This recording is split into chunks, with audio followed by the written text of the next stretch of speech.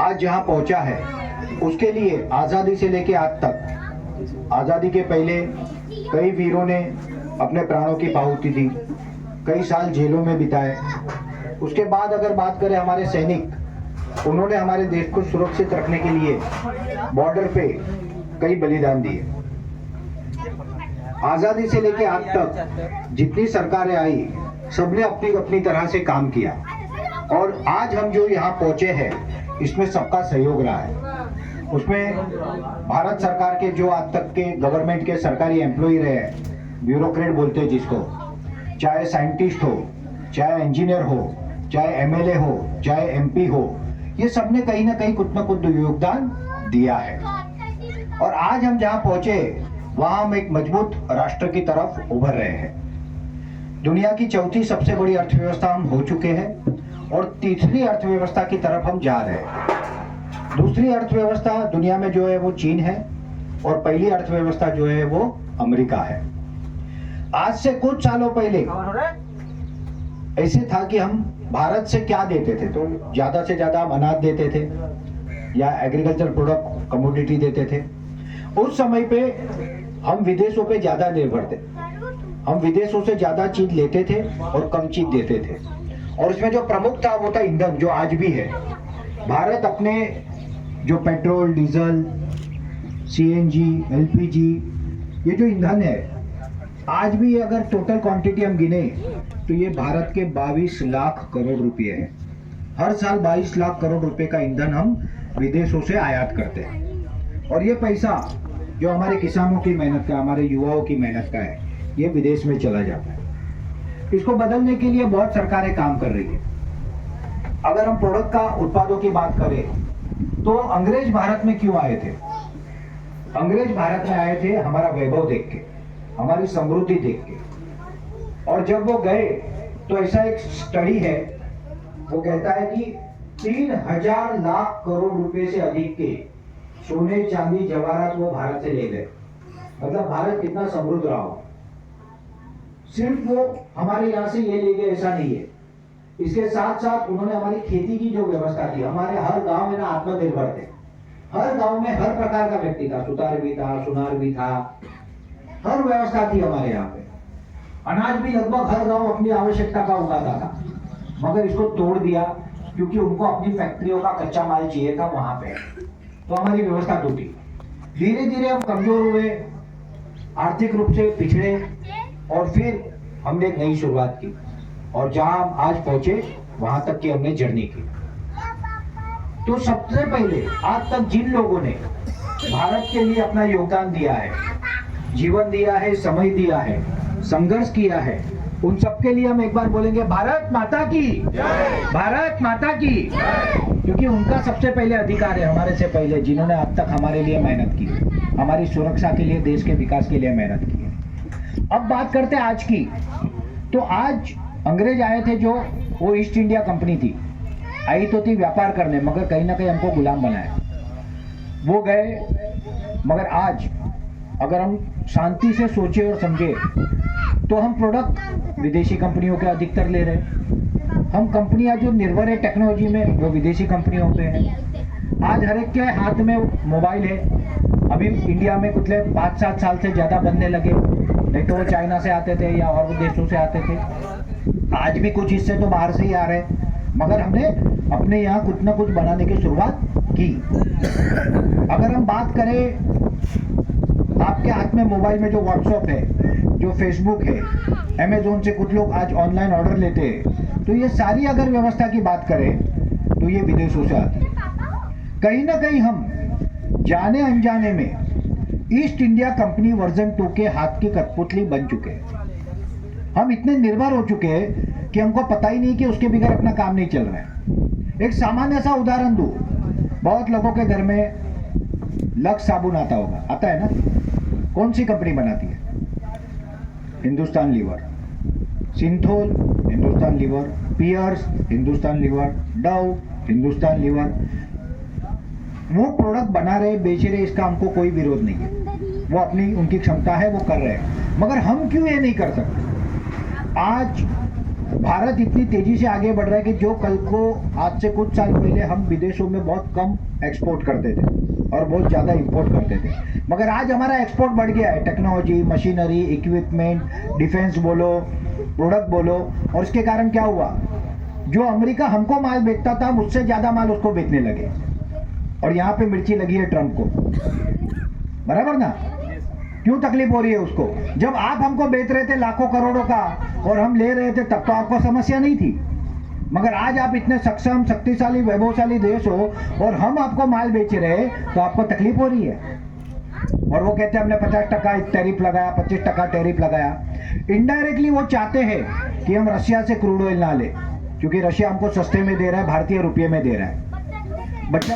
बच्चे लोग, आप लोग थोड़े पीछे चले जाओ प्लीज, यहाँ पे लोग कुछ सुन रहे हैं। हाँ, ये बच्चों को दोनों को पीछे ले लो भाई, ठीक है, बिठा दो। तो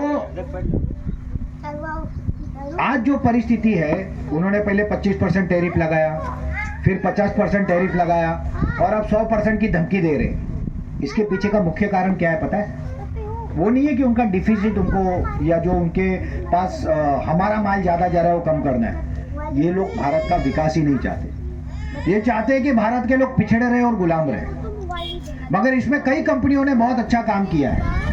टाटा से लेके बिरला, अदानी, अंबानी से लेके हमारे बाबा रामदेव जी, पतंजलि तक, इन्होंने बहुत काम किया। मगर भारत में ऐसी अनेक पतंजलि की जरूरत है। एक पतंजलि, एक टाटा से आज भारत का काम नहीं चलेगा। इनके सामने खड़ा होना है। खड़े होने के लिए ये नहीं कि हम भारतीय इसलिए हमारा भारतीय माल लो, हमारी गुणवत्ता भी अच्छी होनी चाहिए और हमारी रेट उनसे कम होनी चाहिए, तब हम उनको कॉम्पीट कर पाएंगे। और ये काम करने के लिए एसएसके भारत का निर्माण हुआ। 2020 में हमने कंपनी बनाई, तब हम अलग अलग कंपनियों को कंसल्टिंग करते थे। हमने लगभग 150 करोड़ का रिवेन्यू, 35 करोड़ रुपए का रिवेन्यू जनरेट किया कंपनी में, दूसरी कंपनियों को फंड रेज करके दिया। भारत के 18 राज्यों, 300 जिले, 800 तहसील, 4,500 ग्राम पंचायत, 10,000 गांव और 25 लाख किसानों का नेटवर्क हमने बनाया है पहले। मगर फिर हमको लगा कि अभी हमको एक कदम आगे बढ़ने की जरूरत है और फिर हमने एसएसके भारत का ये स्टार्टअप रिवोल्यूशन लाया। इसमें दो पहलू है, एक है हमारा प्रोडक्ट डिवीजन जो आप यहाँ पे देख रहे हो, एक है हमारा फैक्ट्री डिवीजन जो वाराणसी के पिंद्रा तहसील में खरका गांव में ऑलरेडी पहला फेज रेडी हो रहा है।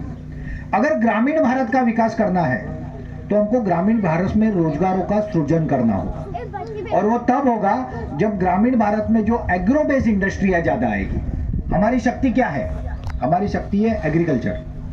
हर गांव में एग्रीकल्चर से आज भी 50-60%, 70% लोग डायरेक्ट इनडायरेक्ट जुड़े, या तो खेती करते या फिर खेती से जुड़े हुए, फर्टिलाइजर हुए, इक्विपमेंट हुए, मशीनरी हुए, वो सारा देते हैं। भारत आज भी 60 से 65% खेती पे निर्भर करता है। और इंसान जब से धरती पे आया, जब तक जाएगा तब तक दो चीज उसको लगती है, एक ईंधन और एक भोजन। ये हमेशा लगने वाला है। तो हमने एक agro based mini industry and business park, ऐसी फैक्ट्री का पिंद्रा में निर्माण कार्य शुरू किया, जिसके अंदर जीवाश्म ईंधन का रिप्लेस करने वाला biofuel, agro based product, dairy product, masala, आपके यहाँ जो सरसों होता है सरसों का तेल, इस तरह से पहला प्रोजेक्ट हो रहा है। ऐसे भारत में 150 प्रोजेक्ट लगाने जा रहे हैं, जिसके कारण हर तहसील में सीधे रूप से 200 से 500 लोगों को रोजगार मिलेगा और इनडायरेक्ट रोजगार किसानों से लेकर 5,000 परिवार तक पहुंचने का हमारा लक्ष्य है। और इसके साथ साथ भारत को मजबूत बनाने के लिए, भारत को सक्षम बनाने के लिए, भारत में विदेशी कंपनी भले धंधा करे मगर उससे ज्यादा ताकतवर तरीके से कॉम्पीट करने के लिए हमने अपना प्रोडक्ट डिवीजन बनाया। हमारे प्रोडक्ट किसी भी कंपनी के प्रोडक्ट के साथ कंपेयर करोगे क्वालिटी के साथ, तो हमारे प्रोडक्ट बहुत ज़्यादा सस्ते हैं। यहाँ पे कुछ प्रोडक्ट छोटी क्वांटिटी में, मतलब स्मॉल साइज में चलते, छोटी साइज में, वो अब हम लाने वाले हैं। उद्देश्य क्या है? उद्देश्य है भारत का पैसा भारत में रहे, भारत के लोगों को रोजगार मिले, हमारी अर्थव्यवस्था बढ़े और हम मजबूत हो, सक्षम हो, सुजलाम सुफलाम हो। और जैसे हम आज़ादी के यानी अंग्रेजों के 300 साल पहले अगर उनको छोड़ दे तो विश्व की तीसरी, मतलब विश्व का 30% जीडीपी बिजनेस हम भारतीय लोग करते थे। दूसरे नंबर पे चाइना था जो 20% करता था। हम फिर से वहां पहुंचे। हमारी क्षमता तीसरे नंबर पे जाने की नहीं है, हमारी क्षमता पहले नंबर पे जाने की, क्योंकि धरती माता ने, भारत माता ने हमको जो दिया है वो किसी के पास नहीं है।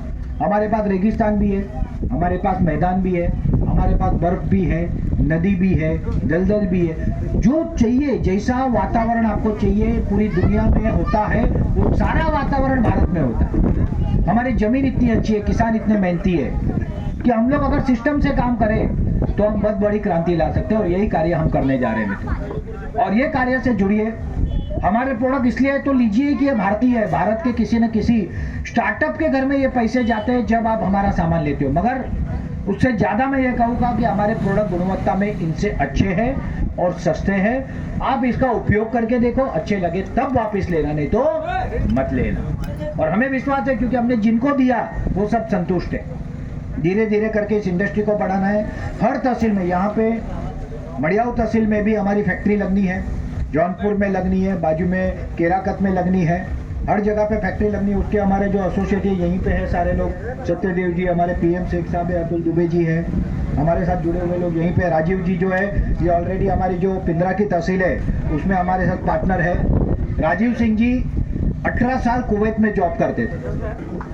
जब उनको हमारा कॉन्सेप्ट पता चला कि हम इस तरह से कर रहे हैं, वो कुवैत की नौकरी छोड़ के यहाँ आ गए कि भाई मेरे गांव का विकास करो। तो ये देश प्रेमी, देशभक्त लोगों का एक समूह है, मगर साथ में हमको व्यवसाय भी करना है, अच्छा भी देना है, सस्ता भी देना है। और आप सबका सहयोग और आशीर्वाद रहेगा ना तो हम बड़ी तेजी से काम कर पाएंगे। तो बस आपका सहयोग बनाए रखे, आशीर्वाद बनाए रखे। बहुत बहुत धन्यवाद। जय हिंद, जय भारत, शुभम भवतु सर्वदा। एक बार जोर से बोलेंगे, भारत माता की वंदे वंदे। बहुत बहुत धन्यवाद, शुक्रिया।